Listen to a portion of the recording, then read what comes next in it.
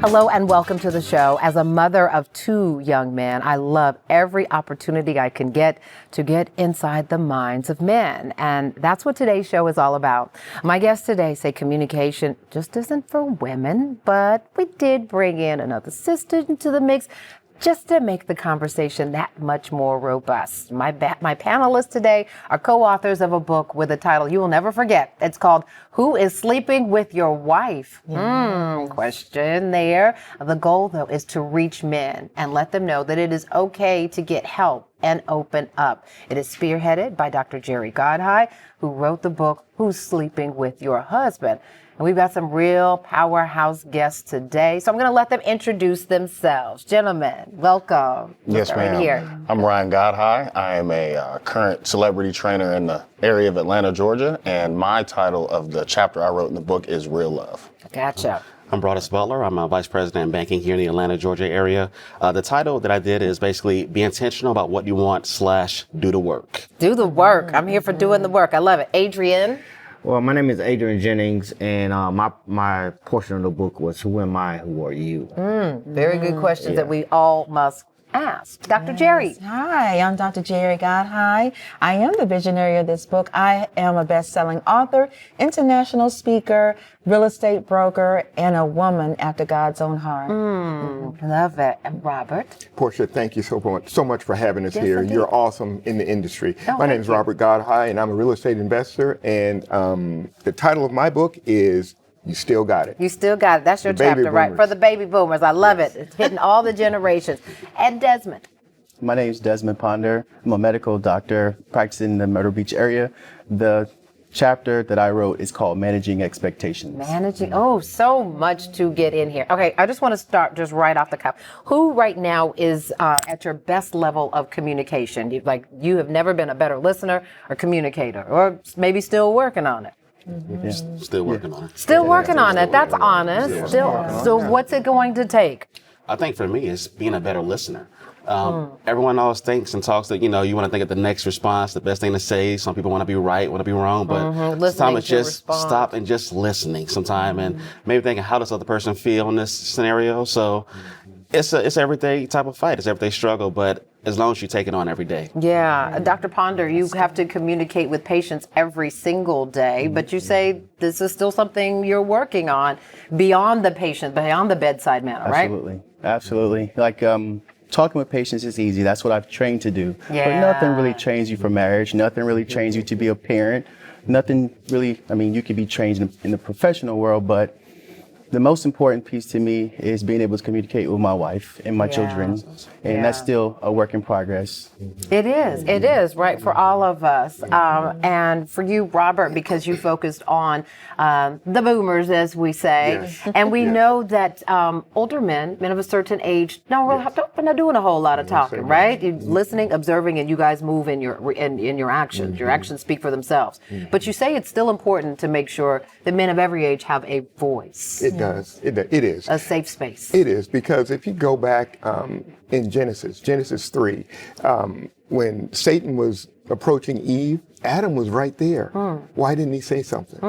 He didn't say anything. And a lot of men, we just don't talk. We just hold it in because society has painted this picture that if you talk or if you express yourself, you're weak. And that's so not true. Is that really still their perception? Even as much talk as we're doing about mental health and being open, do you feel like your friends still feel like it's not necessarily a safe space to open up and say what's on your heart? Well, that's technically true for a lot of men, especially the men in our culture. The African American man is not really taught to talk. We're taught to take whatever we got, hold it into us, and then let it out other ways.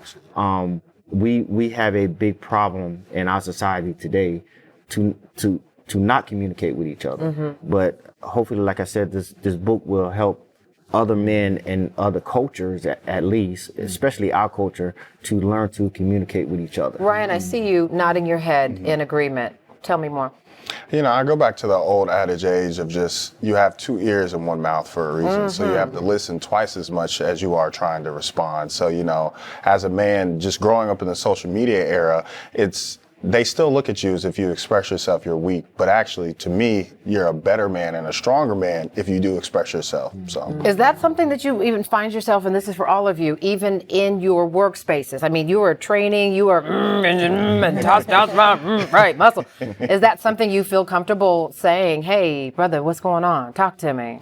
yeah, a lot of times, I can read people. And so, if you're trying to work out and you're not giving your all and something just seems off, I like to try and have that conversation and let the other person know, like, hey, I'm a safe space. And I always tell people I'm a safe space, that nothing will leave this conversation. That way they can feel comfortable to maybe open up about what's going on. Yeah, So. I hear you. Dr. Jerry, you're covering a lot of ground. These gentlemen are covering a lot of ground in this. Why did you want to focus on so many issues from so many different perspectives? Yeah, that's good. That's great. From the previous book, we had women that shared, and I believe that women have so many different platforms that we get the opportunity to share. Yeah. And when this came to my attention through Adam, God says, he's on the book as well, where he said men don't have a space. They don't have a space to talk. They don't feel free enough to communicate with other guys and to share their stories. And he said, I think you should do this book called Who's Sleeping With Your Wife? Yeah. And I was like, because it catches your attention, that is for sure. But I love what you did there, right? Yeah. Because it's not who is the outsider. It is who are you on the inside, right? Absolutely. How important it is, and I'm not going to ask anybody your ages, but just understanding who you are and whose you are right now in this season of your life. That's for any of you. It's tremendous. I mean, listen, it's everything. It's basically our calling card. It's who we are, as how we project ourselves, how people perceive us. It's everything. Yeah, I think for me, I'm starting to find myself where I actually have something to say, because growing up, I didn't really have the opportunity to express myself. It was like a very strict household. My dad wore the pants, and it was just that understanding. But having my own family, knowing that, okay, what I say really impacts my household and impacts my children. Does it change how you interact with and the space that your children, because it is, that previous generation was, a seen, not heard. You feel like, have you switched out of that? So I'm switching. It's still a process. I should ask the kids, Right.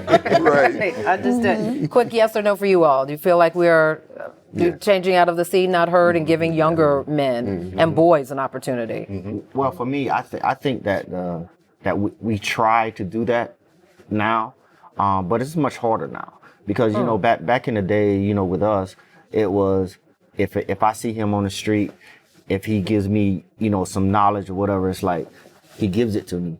But nowadays, with everything that goes on into society, like social media and stuff like that, everything is taught off of social media. Yeah. Instead of just like back in the days of having a good conversation. Yeah, good conversation with old country. Like I said, I'm a country boy from South Carolina. So my grandfather, and my uncles and stuff say, come here, let's go up underneath this chinnaberry tree. Right. We're going to have a conversation. Yeah. We're going to have a conversation. Yeah. We're going to pause this conversation right now, though. This is good. I told you it's going to be good.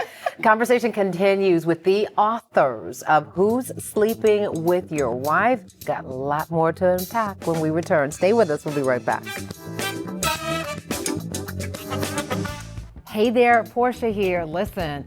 That was a good conversation, wasn't it? Want to see the rest of it? Just go to PortiaShow.com, scroll down until you see that particular episode. But listen, before you scroll on out of here, I need you to do me a favor, please. Like, comment, let us know what you thought of that episode, and subscribe. And if you already are a subscriber, we sure appreciate you. In the meantime, we'll be sure to see you on the next episode of Portia, and you can catch us weeknights on Fox Soul as well. Tell your friends. Tell them to like, comment, and subscribe. See you next time.